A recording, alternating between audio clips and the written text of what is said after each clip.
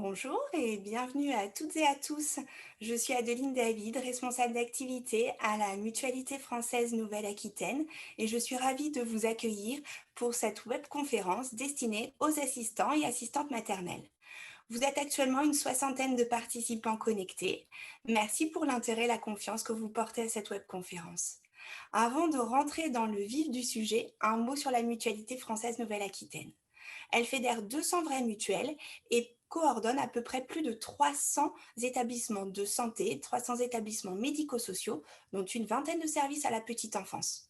Tout comme les vraies mutuelles, tous ces établissements sont à but non lucratif et sont ouverts à tous. La Mutualité française Nouvelle-Aquitaine est aussi un acteur de prévention.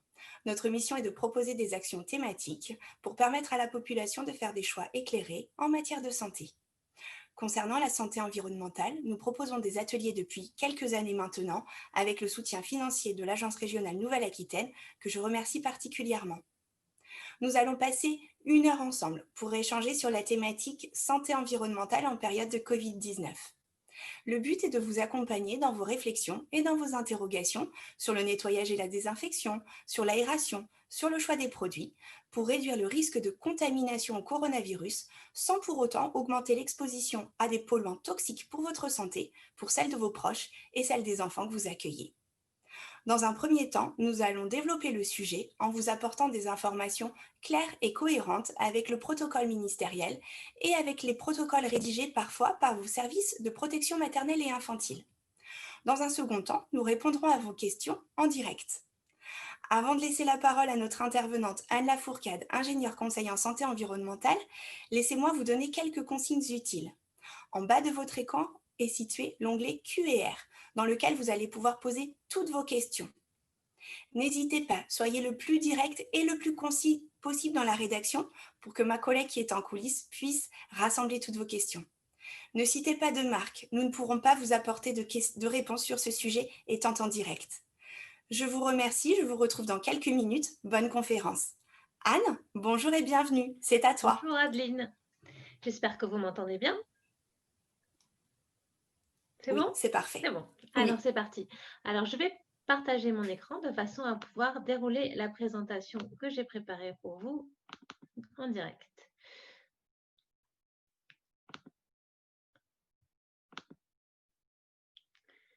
Donc, bonjour à tous et à toutes. Ravie de rejoindre cette conférence et merci à la Mutualité française pour sa confiance. J'interviens dans le cadre de mon agence de conseil qui s'appelle Alix.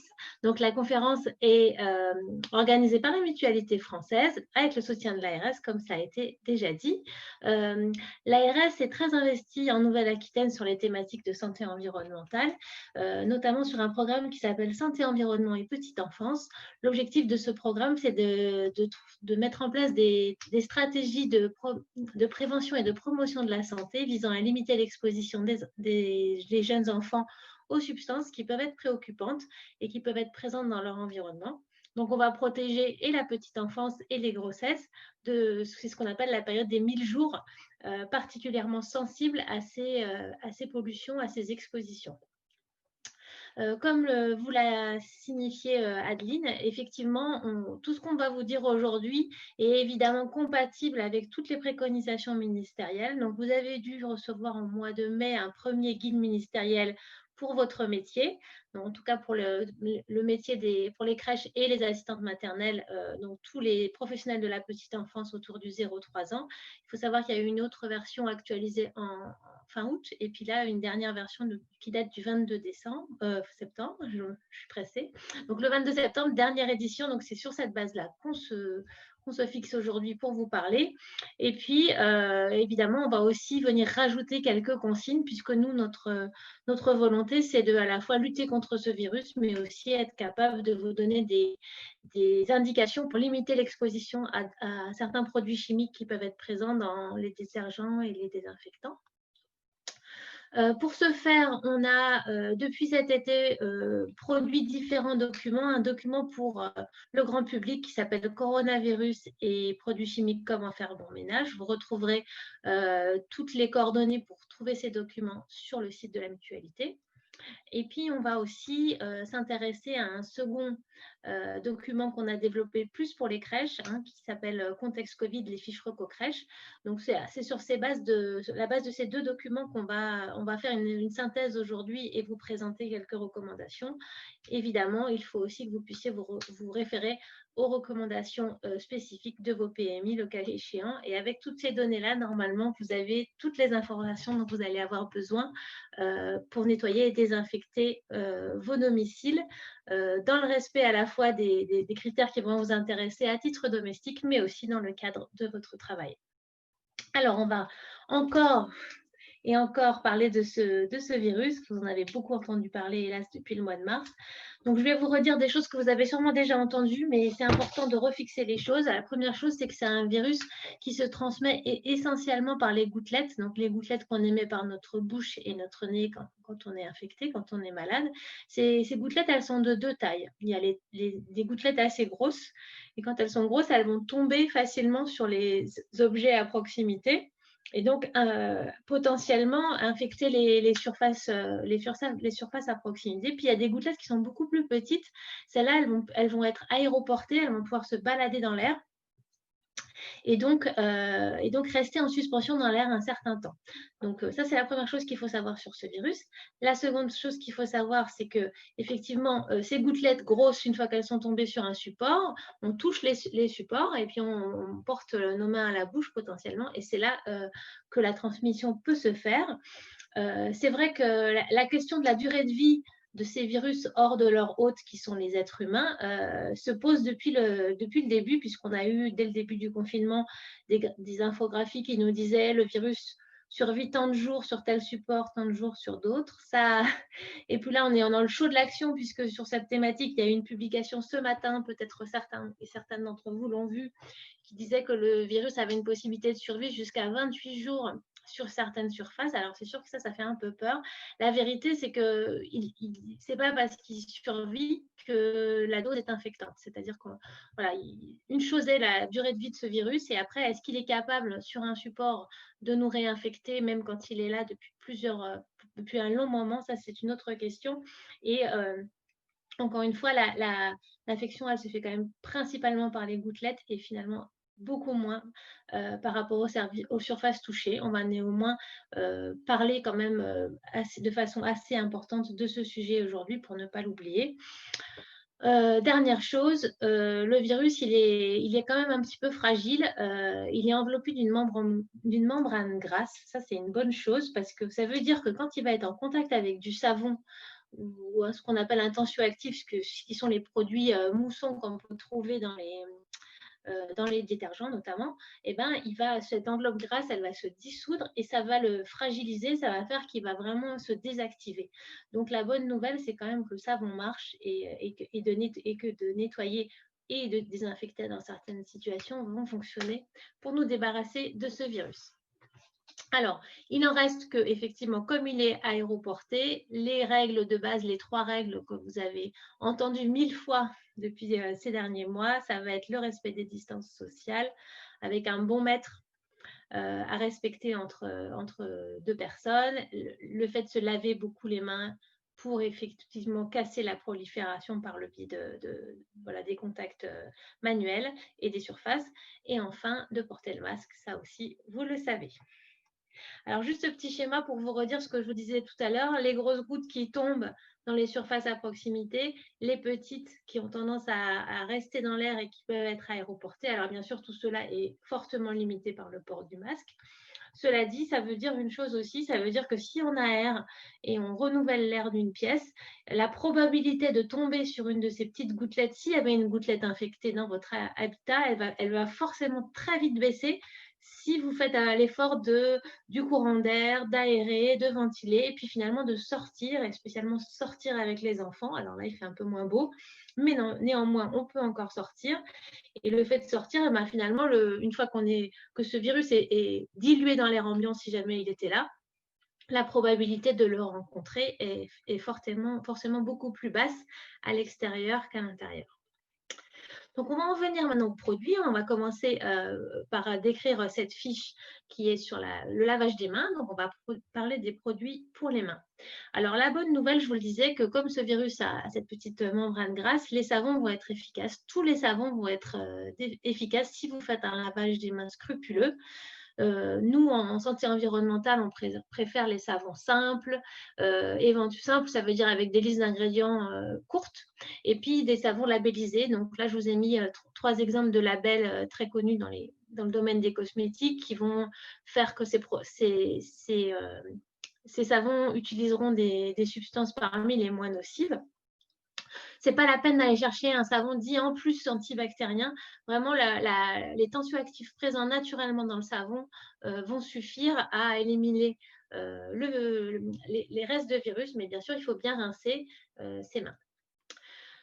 Pour vous aider aussi parfois à choisir les savons, si vous avez un doute et vous voulez comparer 2 produits que vous avez achetés, vous pouvez utiliser les applications qui vous donneront des indications voilà, et des classements des substances présentes dans ces savons. Donc, on peut citer l'application qui s'appelle Inky Beauté ou l'application Quel Cosmétique. Certains d'entre vous utilisent sûrement aussi Yuka, c'est tout à fait une possibilité.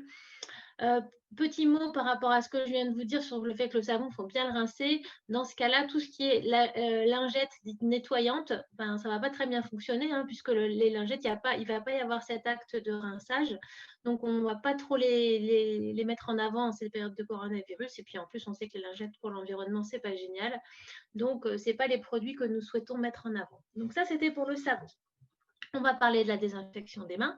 Alors, le geste de base, c'est quand on a un lavabo, on préfère se laver les mains au savon. C'est le bon geste, c'est la bonne technique. Maintenant, il y a plein de situations où on a eu besoin de ce gel hydroalcoolique parce qu'on ne peut pas avoir un lavabo avec nous toutes les 2 minutes. Donc, parmi tous ces gels hydroalcooliques, il y en a tout un tas. Il y a quand même quelques éléments qu'on peut mettre en avant pour éviter ceux qui peuvent être un peu nocifs parfois dans certaines de leurs compositions. Il faut savoir que ceux qui sont tout simples, plutôt liquides, à base uniquement d'éthanol, donc d'alcool, ça va être ceux qui ne vont pas trop poser de problème. L'alcool, c'est très volatile, on va en mettre sur les mains, puis à la fin, on va presque plus avoir rien. D'ailleurs, on s'en rend compte, certains de ces gels, on a vraiment la sensation d'avoir des mains nues après l'avoir appliqué, et d'autres, ça colle, ça reste. Donc vraiment, ceux qui sont tout liquides et tout simples, à entre 60 et 80% d'éthanol, on verra que c'est inscrit sur le packaging. Ça va être probablement les plus intéressants parce que, encore une fois, c'est des formules simples et que l'éthanol va vite partir et va juste laisser vos mains désinfectées.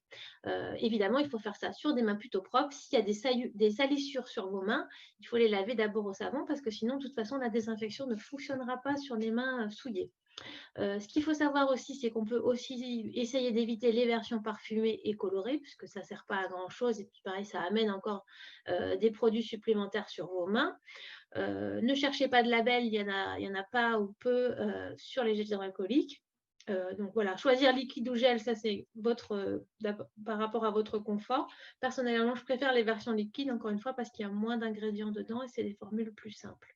Donc les éléments que vous trouvez sur une étiquette, vous allez avoir plusieurs éléments. Vous allez avoir la possibilité de trouver la mention à la formule de l'OMS, Organisation mondiale de la santé, donc qui va vous dire, c'est la formule de base, c'est-à-dire éthanol, peroxyde d'hydrogène, glycérol ou glycérine eau purifiée. Donc ça, c'est la formule la plus simple. Vous pouvez avoir cette mention-là.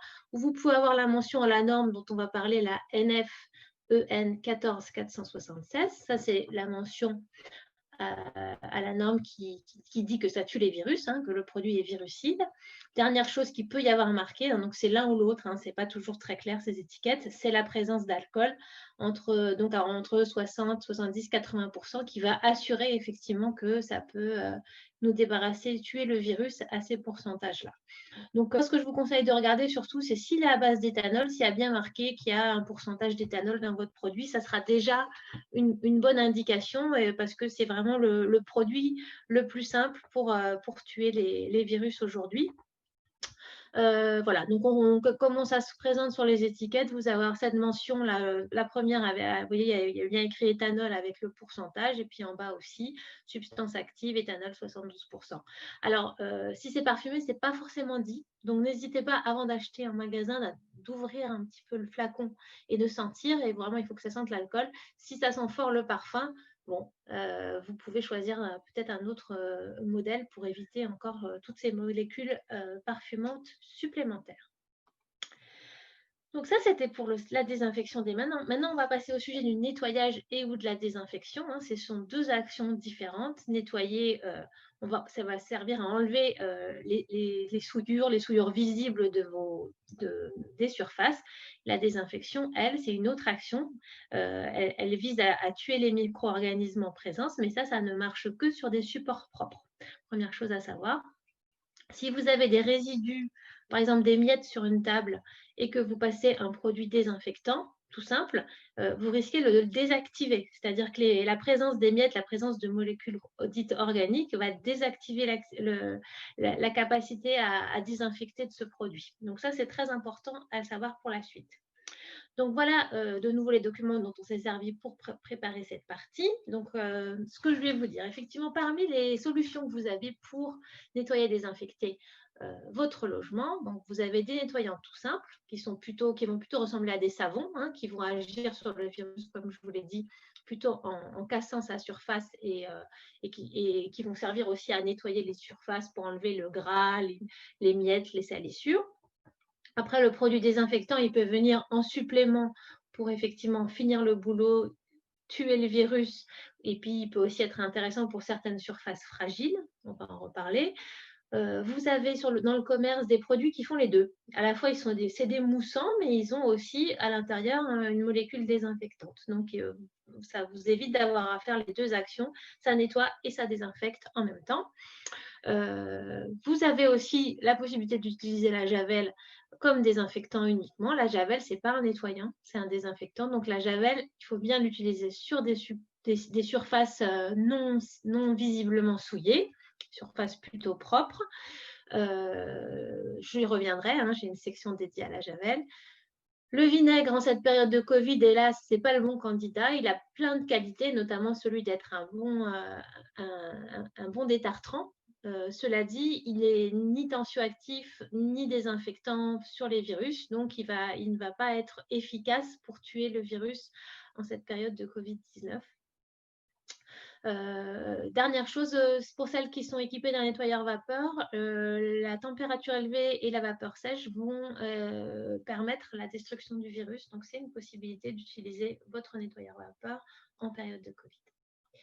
Alors, quel que soit le produit que vous allez choisir, nous, on a des éléments qui sont importants pour nous en santé et environnement, notamment le fait de rincer les surfaces quand il y a un contact possible avec la main et les bouches des bébés, parce que c'est vrai que ces produits ne sont pas faits pour atteindre la bouche des bébés, surtout quand vous faites des infections assez fréquentes. Donc on voit vraiment, c'est vrai que c'est une étape supplémentaire qui est un peu fastidieuse, mais vraiment il faut faire l'effort de rincer les surfaces qui peuvent être en contact buccal et souvent touchées par les bébés. Si c'est possible, quand vous faites votre ménage, aéré en même temps, hein, pour les mêmes raisons que j'ai dit tout à l'heure, ça va débarrasser éventuellement les résidus de virus, mais aussi des molécules chimiques présentes dans les détergents, évidemment en l'absence des enfants. Sur les questions de combien de fois nettoyer et désinfecter, on va revenir un peu sur ce qui est dit par le guide ministériel. Et puis, nous, on aime bien aussi que vous soyez prudente et prudent par rapport au spray, hein. L'idée, c'est vraiment de ne pas essayer de ne pas sprayer ces produits tout le temps dans l'air ambiant parce que vous risquez de les inhaler. Il vaut mieux vous mettre en contact avec une microfibre ou un essuie-tout. Vous pchitez directement en contact et après, vous appliquez le produit avec votre essuie-tout ou votre microfibre. Alors, sur la question des fréquences, donc là, on a repris les données du dernier guide ministériel. Et puis, bien sûr, il faut aussi voir si vos PMI ne précisent pas certaines choses. En tout cas, aujourd'hui, le mot d'ordre actuel, ça peut bien sûr évoluer, mais c'est de considérer deux cas, hein, si vous êtes dans une routine ou si vous avez un cas avéré de Covid qui est entré de quelqu'un de malade du Covid, de la Covid, qui serait rentré dans votre logis. Dans un cas de routine, le guide ministériel vous dit d'utiliser vos produits habituels. Ça ne veut pas toujours dire grand-chose, mais en tout cas, il vous demande de revenir à vos produits habituels, de nettoyer et désinfecter les surfaces qui sont touchées fréquemment. Donc, nettoyer le reste et nettoyer et désinfecter uniquement les surfaces touchées fréquemment. Le guide dit au moins une fois par jour et il vous demande d'être particulièrement vigilant sur le change, sur les repas et sur le lavage des mains dans ces périodes-là aussi de change et de repas. En cas de cas avéré, le guide, là, il va vous dire donner d'autres éléments. Il va vous dire que vous pouvez utiliser vos produits habituels pour nettoyer. Cependant, ils vont vous demander un produit avec une norme pour la désinfection ou de la javel. Donc, la norme, toujours la même, hein, on va y revenir. Et ça, ils vont vous demander de le faire sur les sols et les surfaces, en gros partout, hein. Donc, c'est vraiment distinguer le cas d'une personne malade qui est venue dans votre domicile ou sur votre lieu de travail et le cas de la routine. Alors, pour choisir ces produits, ou pour les comprendre, hein, ceux que vous avez dans votre placard, là vous ferez l'exercice tout à l'heure quand on aura raccroché, vous allez avoir trois types de produits possibles. Ceux qui sont uniquement nettoyants, ceux qui sont uniquement désinfectants et ceux qui sont à la fois nettoyants et désinfectants. Alors, on a vu que le produit nettoyant, il ne va pas complètement suffire à se débarrasser 100% du virus. C'est assez rassurant d'avoir un désinfectant en plus. Après, voir lequel désinfectant vous allez choisir. Donc, juste un petit mot là-dessus. On est bien d'accord. On va surtout s'intéresser à la désinfection des surfaces touchées, hein, qui sont potentiellement touchées. Ça ne sert à rien d'aller désinfecter un sol dans une pièce où personne ne met jamais les mains au sol, où personne ne va jamais. Donc voilà, là on parle des surfaces fréquemment touchées. Donc vous pouvez utiliser pour ces surfaces un nettoyant et un désinfectant 2 en 1. Donc, l'idéal, c'est que quand même, si vous avez ce produit, vérifiez qu'il a cette norme 14476. Même si en routine, le ministère ne vous le demande pas, c'est quand même bien de l'avoir à domicile. Ça vous évitera que si jamais il y avait un souci, ça soit la panique d'aller le chercher en supermarché. Autre option, c'est que vous pouvez réserver la javel uniquement à cette application-là, puisque la javel peut avoir ce rôle. C'est NF 14476 ou Javel. Et je vais vous expliquer dans quelles conditions la Javel sera efficace. Donc, ces produits nettoyants désinfectants, leurs avantages, c'est qu'ils sont 2 en 1, c'est qu'ils existent à diluer ou à prêt à l'emploi. Ça, c'est comme vous souhaitez l'utiliser. Quoi qu'il en soit, ces produits, il faut toujours respecter un temps de contact qui est indiqué. On va le revoir juste tout à l'heure après. C'est indiqué sur l'étiquette. Et puis, bon, le grand avantage pour nous de ces produits-là, notamment vis-à-vis de la Javel, c'est que certains sont pourvus de labels sanitaires exigeants, comme le label EcoCert Éco-Détergent, qui permet quand même d'avoir recours à des formules qui sont pas trop toxiques et tout à fait efficaces sur le virus. Donc ça, c'est pour les nettoyants désinfectants. Vous pouvez être tenté d'avoir en plus un désinfectant. Donc un désinfectant, c'est quoi? Ça ressemble un peu à un gel hydroalcoolique en pchit, hein. Ça va être un produit qui est généralement à base d'éthanol ou alors d'acide lactique. Ça, c'est les deux substances actives que vous pouvez trouver sur le marché pour les produits écologiques. Ils sont efficaces, s'il y a la norme, ils sont tout aussi efficaces qu'un autre produit sur le virus. Alors l'intérêt de ces produits à l'éthanol, les sprays qui sont uniquement désinfectants, ça peut être à utiliser sur les surfaces fragiles, comme les interrupteurs, les surfaces des téléphones portables.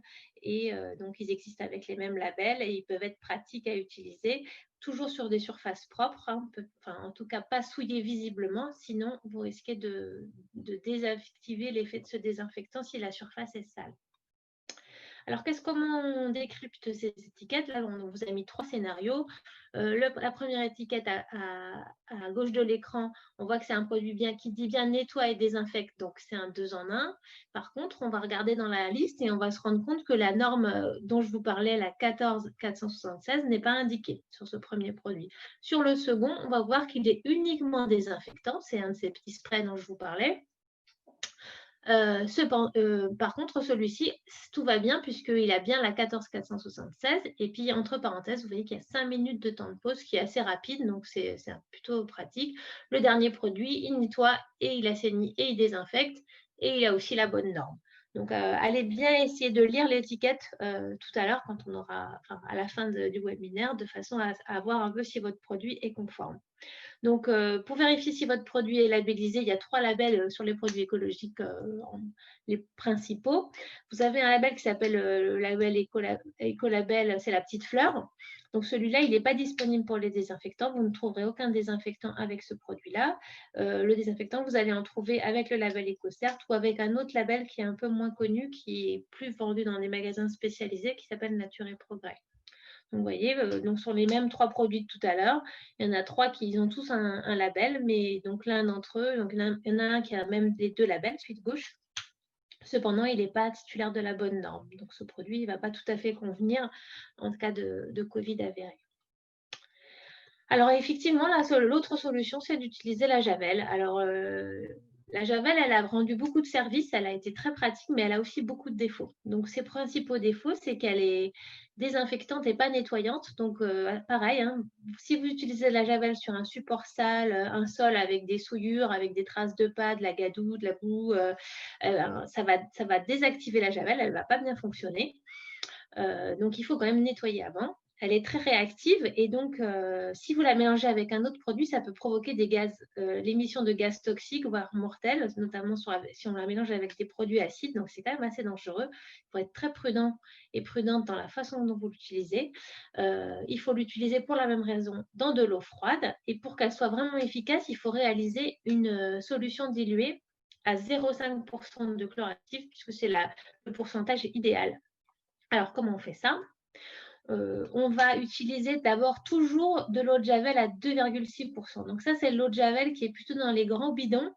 Ce n'est pas celle qui est dans les berlingots. Hein. Celle qui est dans les gros bidons, généralement, elle est à 2,6. Donc, vérifiez votre eau de javel si elle est bien à 2,6. Donc, les proportions, c'est pour une dose de volume d'eau de javel, on rajoute 4 doses volumiques d'eau froide. Donc, par exemple, 1 litre de javel plus 4 litres d'eau froide égale 5 litres de solution que vous pouvez utiliser environ 24 heures. Donc, attention à ne pas en faire trop parce que sinon, ça fait beaucoup de gaspillage. Faites la juste quantité. Donc, il faut nettoyer, rincer, sécher les surfaces visiblement souillées avant. Ensuite, on désinfecte avec cette solution. L'idéal, c'est de respecter le temps de contact. Pour la javel, il est de 15 minutes. Et ensuite, on va rincer pour les surfaces en contact main-bouche avec les enfants, puisque ça évite de laisser des résidus de chlore sur les surfaces. Dernier point que je voudrais vous voir avant de prendre les questions via Adeline, c'est que pour les activités, c'est sûr qu'il y a beaucoup de questions qui se posent et ce n'est pas facile pour vous en ce moment. Donc, c'est sûr que une des solutions, c'est pour avoir moins de jouets à laver, nettoyer, c'est d'aller plus dehors. Hein, je peux le redire, mais c'est aussi une solution pour limiter la propagation du virus en étant plus dehors, d'éviter de sortir les jouets qui ne sont pas facilement nettoyables, sinon c'est un peu galère. Et puis, pour ceux qui sont en tissu, lavez-les au lave-linge, ça c'est possible. Donc, dans le nouveau guide ministériel, on vous dit que vous pouvez revenir aux températures de routine, hors cas avéré. En cas de Covid avéré dans votre logis pour les textiles, la consigne, c'est 60 degrés et sur les cycles longs pour que le linge ait le temps de rester au moins une demi-heure à 60 degrés, ce qui est la température qui permet d'éliminer le virus. Donc, 3 points à retenir et après, j'en aurai fini avec cette partie-là. C'est une transmission essentielle par les gouttelettes, ça vous l'avez compris, je vous le redis. Donc, les gestes barrières, mètres, mains et masques. Et l'aération, ça c'est vraiment un point important. Regardez si vos bouches d'extraction sont propres, hein, par exemple, ça c'est important pour avoir un bon renouvellement d'air dans la maison. Et puis finalement, les produits, quels que soient les produits que vous utilisez, utilisez avec prudence, lisez bien, faites l'exercice de bien lire les étiquettes au moins une fois, de façon à bien respecter les consignes et de pas risquer de vous polluer avec ces produits. Et j'en ai fini, je repasse la main à Adeline.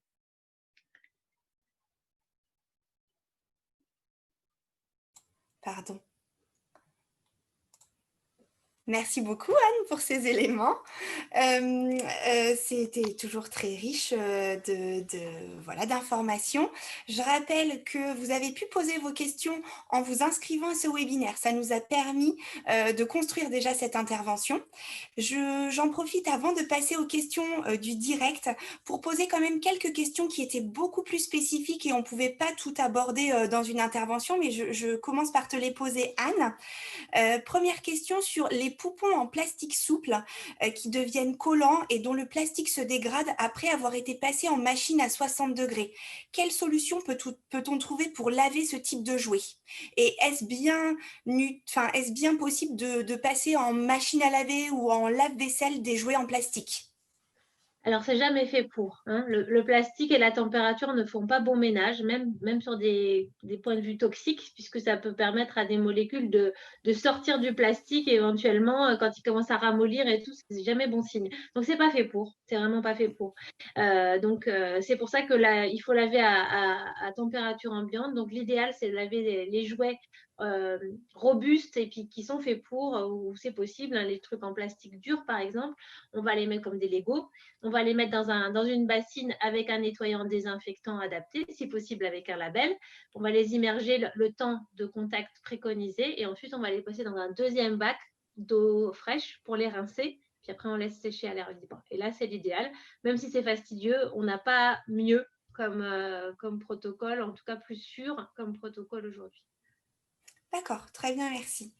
De la même manière sur les jouets, est-il possible de trouver une solution pour nettoyer les jouets en bois ou bien est-ce préférable de mettre de Mm. côté ces jouets le temps de la crise sanitaire?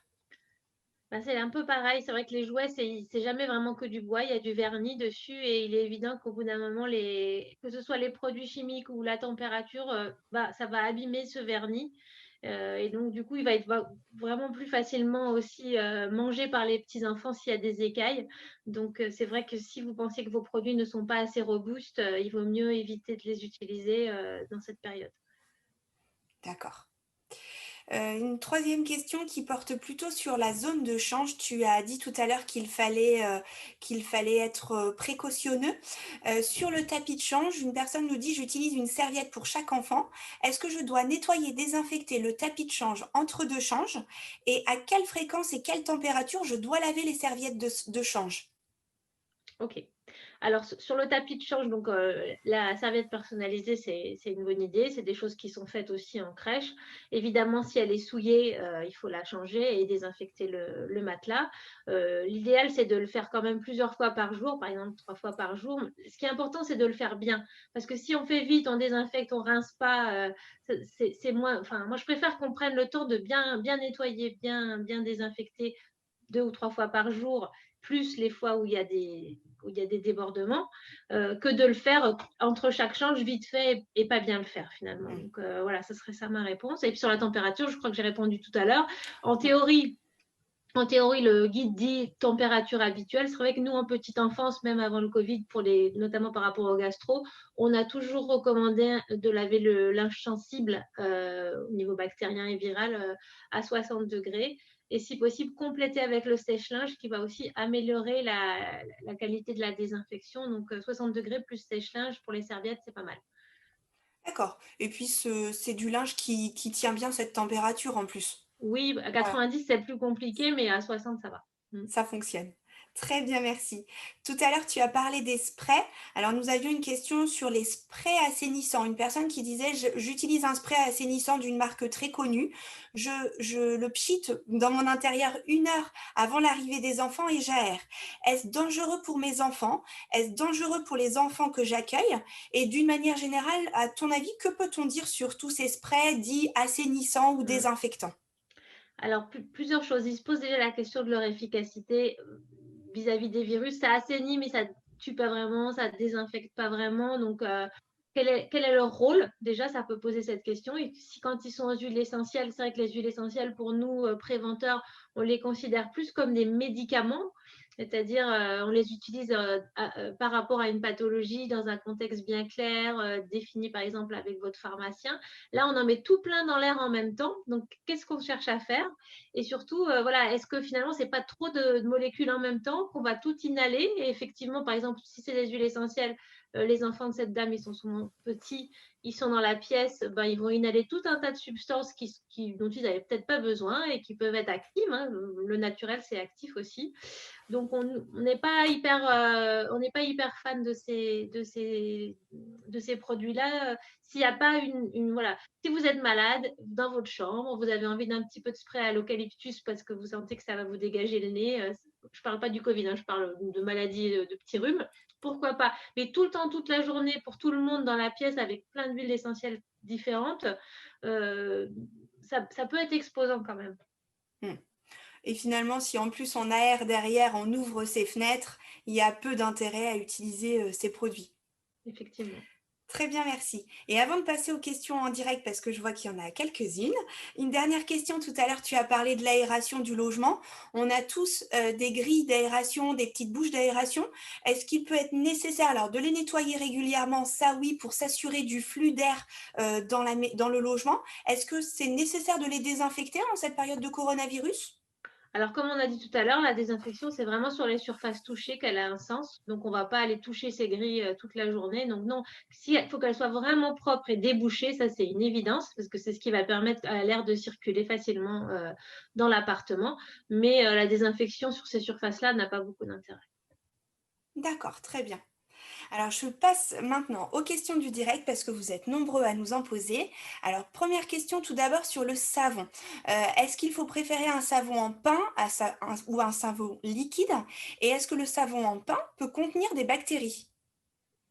Alors, c'est vrai que des savons écologiques ou avec des labels, ils existent dans les 2 formes. Donc c'est plutôt aussi votre, par rapport à ce que vous préférez. C'est vrai que quand on est dans une démarche écologique, à domicile, on aime bien les savons en pain parce que il y a moins d'emballage, pour ces raisons-là.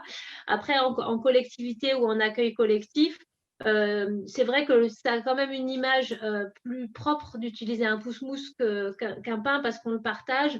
Euh, il y a eu des études qui ont été faites où parfois il y a eu des questions de contamination bactérienne sur ces savons, mais elles ne sont pas non plus nombreuses. Donc, j'aurais tendance à dire que oui, peut-être quand même pour un accueil collectif, c'est un petit peu plus propre et plus pratique d'avoir un pousse-mousse. Voilà. Mais il y a peu d'études qui disqualifient fortement le savon. D'ailleurs, quand on était plus jeune dans les écoles, il y avait des savons Hmm, en pain, en en pain. rond, et c'était la norme. Donc, bon, à choisir, j'ai envie de dire peu importe. D'accord. Deuxième question, tout à l'heure, tu as parlé de désinfectants et de produits qui pouvaient être à base d'éthanol.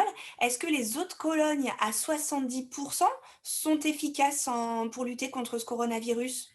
Alors, c'est déconseillé de détourner les produits de leur usage. C'est-à-dire que quand même, ce qu'on appelle les biocides, c'est réglementé avec des pourcentages, et c'est déclaré comme produit spécifique pour la désinfection des mains.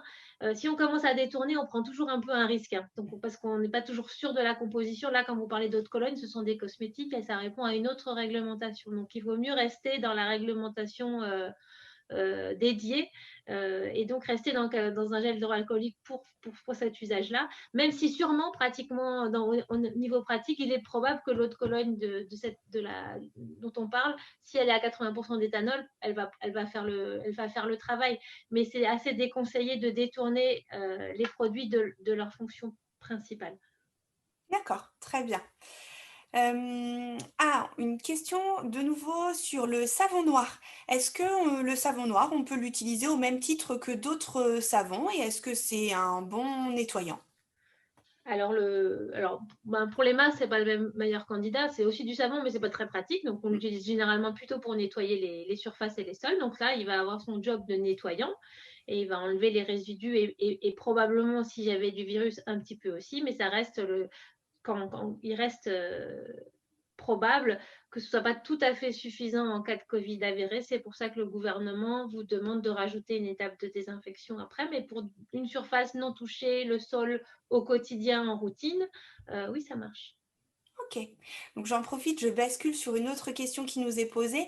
De ce fait, laisser à tremper, les jouets simplement dans l'eau savonneuse, vu l'efficacité du Mm. savon, ça ne suffit pas comme tu dis, voilà. En tout cas, le On n'a ministère. pas, voilà, on n'a pas réponse à tout aujourd'hui.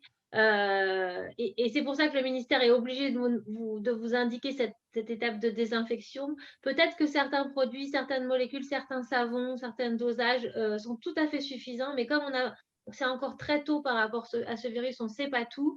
Le ministère a choisi de quand même vous demander de maintenir un nettoyage avec une désinfection pour les objets touchés fréquemment. voilà, voilà, c'est une posture de sécurité probablement qu'on doit prendre et qu'on suit évidemment avec vous à la mutualité, puisque c'est les Oui, indications du ministère. exactement. Une question, je rebondis cette fois-ci sur, le lave-linge, le lavage du linge. Hem, Tu as peut-être déjà vu, hein, des produits qui sont annoncés comme des désinfectants, pour le linge. Est-ce que ce sont Mm. des produits qui sont efficaces? Est-ce qu'il faut s'en servir?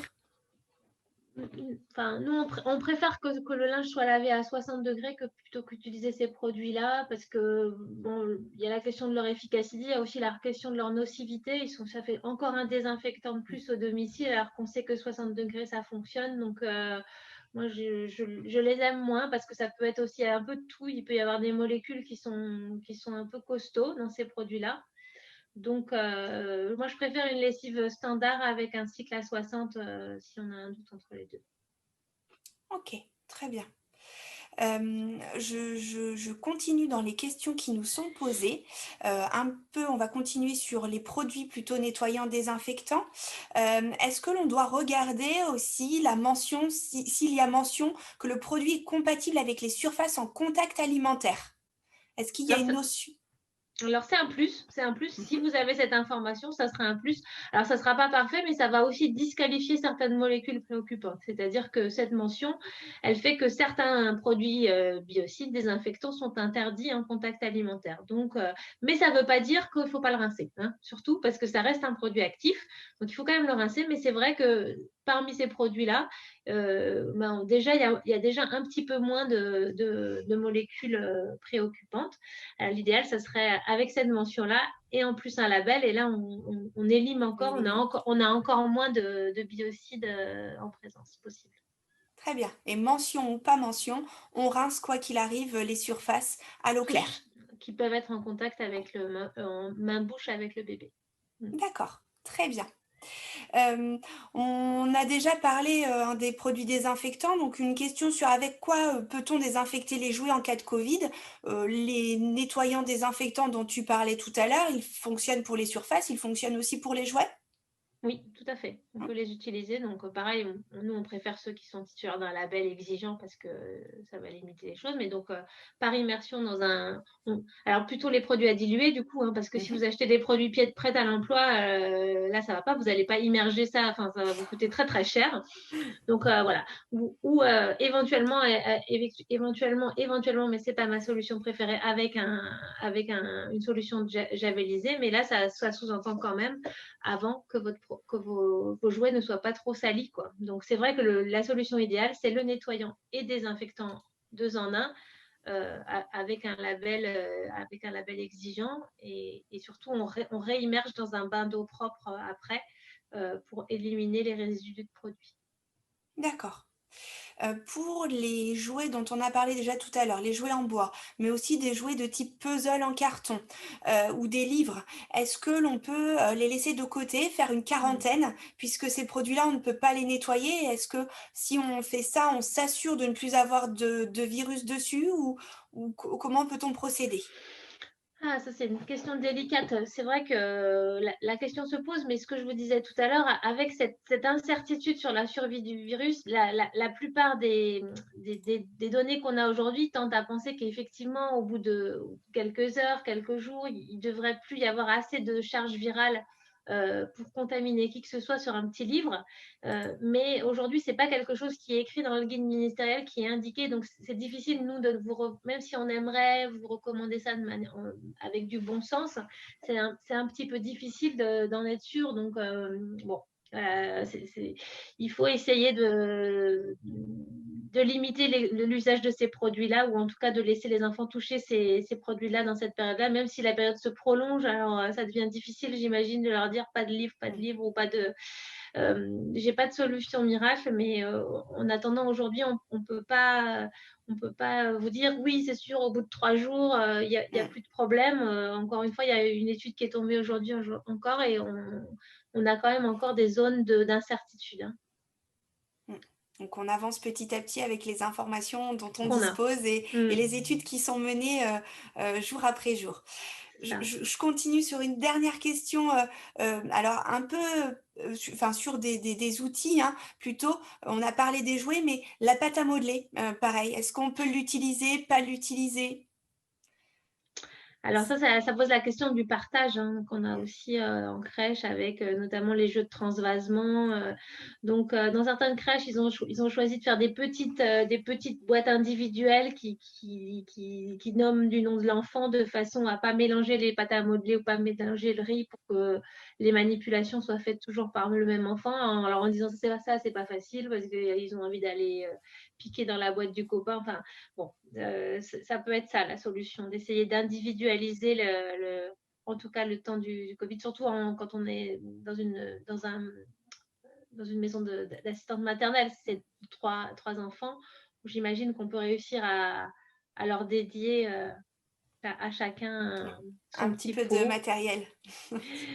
Mais bon, voilà, c'est des astuces qu'on essaye au jour le jour de mettre en œuvre dans les crèches qu'on audite. Et bon, c'est pareil, on n'a pas, hélas, de réponse à tout. Exactement. Je rebondis, encore quelques questions. Alors tout à l'heure, des questions. Vous le savez, on ne donnera pas de marque, on ne propose, aucune, solution miracle, mais malgré tout, tout à l'heure, des questions se posaient sur où trouve-t-on ces produits nettoyants Mm, désinfectants que l'on peut utiliser, qui sont normés? mm. On voilà, est-ce que c'est compliqué? Est-ce que, c'est à la portée de chacun d'entre nous de les trouver? Alors, il y a eu un vrai problème de pénurie au début du confinement, hein, et puis jusqu'au mois de mai, juin, juillet. Donc là, les supermarchés sont un peu mieux fournis. Donc, beaucoup de produits ont aussi passé cette norme parce que c'est pas parce qu'elle n'était pas indiquée que le produit passait pas, mais ils n'avaient pas fait passer ça à leurs produits. C'est des tests qui sont assez chers, donc tout le monde l'avait pas fait. Donc, il y a de plus en plus de fabricants qui le font. Donc, sur la norme, ça, c'est plus un problème aujourd'hui. On a une variété de produits proposés en supermarché qui ont cette norme. Après, la norme plus le label éco-détergent, là, il y en a déjà moins. Il y en a un petit peu en supermarché, mais il faut un peu être curieuse et chercher. Et là où c'est plus facile d'en trouver, évidemment, c'est dans les magasins bio, ou alors la solution, c'est d'aller dans les grandes surfaces, mais avec des grands rayons bio ou des magasins bio dédiés comme je sais que Leclerc ou Carrefour ont maintenant des supérettes bio dédiées ou des grands rayons bio. Là, on peut trouver une offre un peu plus vaste. C'est pas des produits qui sont forcément plus chers, hein, ça il faut le savoir Mmh. aussi. Donc voilà, c'est pas archi facile à trouver, mais on trouve. J'avais fait l'exercice, j'en avais trouvé quelques-uns aussi sur les sites des drives des grandes surfaces. Mmh. Voilà, il faut faire un peu de recherche, mais on trouve. Oui, et comme tu disais, on est moins en période de pénurie à l'heure actuelle, alors, c'est peut-être, le moment de regarder un petit peu avant peut-être que la situation n'évolue encore, dans les Mm. semaines à venir. C'est peut-être le moment. Voilà. Et vraiment, il y a toujours la solution de se rabattre sur la javel, mais encore une fois, en étant extrêmement prudent à son usage. Mmh. Ouais, exactement, et à ce propos, on avait un petit commentaire tout à l'heure, sur le fait que la javel était interdite. On n'a rien dans les protocoles, qui nous disent que la javel est interdite et elle n'est pas non plus interdite à la vente, en France. Non, non, pas du tout. Alors Mmh. peut-être que ça peut être des recommandations ponctuelles de certaines PMI qui prennent le devant et on pourrait comprendre pourquoi, parce que ça peut vraiment être dangereux à l'usage, la javel. Mais il n'y a pas de recommandation gouvernementale, au contraire, elle est citée dans le guide ministériel. D'accord, très bien. Le temps passe et nous allons prendre encore quelques questions avant de terminer ce webinaire. Les couches lavables, qu'en pensez pendant cette période de crise sanitaire? Est-ce qu'on peut toujours les utiliser? Est-ce qu'il faut les nettoyer, les désinfecter? Comment ça peut fonctionner? Alors, j'imagine, alors c'est un sujet que je maîtrise moins en période de Covid, en tout cas on en a beaucoup parlé avant, mais on n'a pas encore étudié ça. Euh, il peut paraître, si on reste stricto sensu sur ce qui est dit par le gouvernement, de se dire, bon, bah, on applique un principe un peu de précaution et on lave toujours, et je pense que c'est le cas, ces couches lavables, au moins à 60 et au moins sur un cycle long. Voilà, pour être assuré, moi j'aurais envie de dire 90, mais du coup ça risque d'abîmer assez vite les tissus. Donc voilà, donc je pense, enfin, peut-être pas en dessous de 60 et cycle long. Je sais pas si, je pense qu'il y a certains modèles qui vont au sèche-linge. C'est toujours bien de rajouter le sèche-linge qui va rajouter de la chaleur et contribuer à l'assainissement. Voilà, mais j'émets des doutes sur sur la résistance des tissus à haute température si on mettait à 90 systématiquement. Donc, je ne sais pas. D'accord, très bien. De la même manière, alors sur les nettoyages, on a d'autres questions sur les lits parapluies aussi. Comment faire pour des lits parapluies qui sont souvent utilisés pour coucher les petits chez les assistantes maternelles, comment les nettoyer? Ah oui, ça c'est une bonne question que je ne m'étais pas posée. Bon, moi déjà, il faut se poser la question si le lit il est partagé ou pas, j'imagine aussi, parce que le risque est moindre si c'est toujours le même bébé qui est dedans ou pas. Le risque il va aussi être sur les surfaces touchées, donc déjà se poser la question du petit matelas, de bien changer le matelas. Et après, sur l'intérieur du parc, ça pourrait être peut-être de la... Alors, le sprayage, pourquoi pas, mais il faudra trouver une solution pour enlever un peu le produit après, pour rincer avec, pourquoi pas, un pchit d'eau et puis, de l'essuie-tout. Mais en tout cas, il ne faudrait pas laisser trop de produit parce que le bébé, il va pouvoir quand même aller l'échouiller. Donc, ouais, c'est pas facile, hein, le lit parapluie, effectivement. Je comprends la question, mais je sèche un peu sur la meilleure option. Question à nouveau sur la vapeur. Tu en as parlé un petit peu. Le nettoyeur vapeur, est-ce qu'il y a une fréquence de passage qui est recommandée? Est-ce qu'il y a une manière de faire particulière pour Ben, s'assurer qu'on la passe bien? fréquence, il faut respecter les fréquences qui sont dans le guide ministériel, comme Mhm. avec n'importe quel autre désinfectant, donc la même chose. Voilà, donc pas de recommandations particulières. Enfin, voilà, bien suivre les recommandations du fabricant aussi sur la façon de l'utiliser. Donc, bien lire la notice de votre nettoyeur vapeur sur la façon dont il faut appliquer, le temps qu'il faut rester sur chaque surface. Mhm. Mais non, il y a rien de particulier. Puis il y a plein de modèles, hein, donc il faut vraiment bien maîtriser son engin. Voilà. Maîtriser son outil et aller Voilà. voir un peu la notice du fabricant de son appareil pour savoir comment s'orienter. Mm. Je pense qu'on prendra cette dernière question à nouveau sur la désinfection des jouets. Si on accueille un seul enfant chez soi, est-ce que cette désinfection, elle est toujours Mm. quotidienne ou est-ce qu'elle peut être un peu espacée? Alors, nous, en tant que partenaire des organismes publics, on est obligé de vous dire qu'il faut que vous respectiez ce qu'il y a dans le guide ministériel et vous ne pouvez pas vraiment faire moins que ce qui est indiqué. On comprend tout à fait le sens de votre question et que c'est une question de bon sens. Mais hélas, aujourd'hui, on a un guide ministériel et on est aussi obligé de l'essayer de l'appliquer. Donc, peut-être poser la question de la zone que vous partagez avec cet enfant, c'est-à-dire que s'il est tout seul, peut-être que vous n'êtes pas obligé de l'emmener dans toutes les pièces ou voilà, peut-être que vous restez dans certaines zones et du coup, vous n'êtes pas obligé systématiquement d'aller aussi désinfecter les zones où vous n'avez pas été toute la journée. Donc, voilà, je ne sais pas si ça a du sens ma réponse, mais on ne peut pas vous faire une autre réponse aujourd'hui.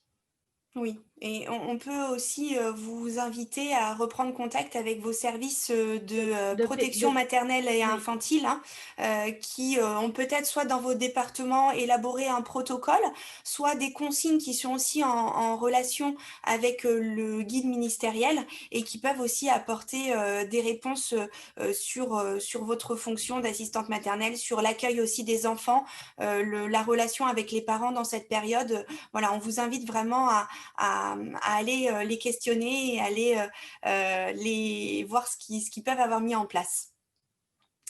Je ne vois pas d'autres questions, donc c'était merci beaucoup Anne, c'était voilà la dernière Merci. réponse aux questions que l'on pouvait faire. Notre conférence va toucher à sa fin d'ici quelques minutes. Nous espérons qu'elle vous aura été utile, qu'elle aura répondu à vos interrogations. Donc, je remercie très particulièrement Anne Lafourcade pour cette nouvelle collaboration qui est toujours aussi fructueuse et enthousiasmante, ainsi que pour la qualité de son intervention. Je remercie également l'Agence régionale de santé pour sa confiance et pour son soutien financier. Et je remercie aussi tous ceux qui nous ont aidés dans l'organisation de cette webconférence, particulièrement nos 2 collègues en coulisses qui ont permis le déroulement sans faille de cette webconférence. Avant de vous quitter, vous allez voir apparaître dans l'onglet Converser ou l'onglet Chat, ça peut dépendre, des versions, un lien vers un questionnaire, d'évaluation que l'on vous demande de remplir dès maintenant. Cela ne vous prendra que quelques minutes, mais cela nous permet vraiment de pouvoir évaluer, l'intérêt de cette, intervention et d'évaluer aussi vos besoins futurs. Vous retrouverez bientôt le contenu de cette intervention ainsi que les documents clés dont nous vous avons parlé dans l'intervention sur le site internet de la Mutualité française Nouvelle-Aquitaine. Si vous souhaitez approfondir la thématique, je vous rappelle que nous organisons des ateliers en présence ou à distance en ce moment. N'hésitez pas à vous rapprocher de votre relais d'assistante maternelle qui pourra prendre contact avec nous et voilà, nous pourrons organiser une intervention s'il le faut. Je vous remercie à toutes et à tous pour votre présence et pour votre participation. Bon remplissage des questionnaires d'évaluation et bonne soirée.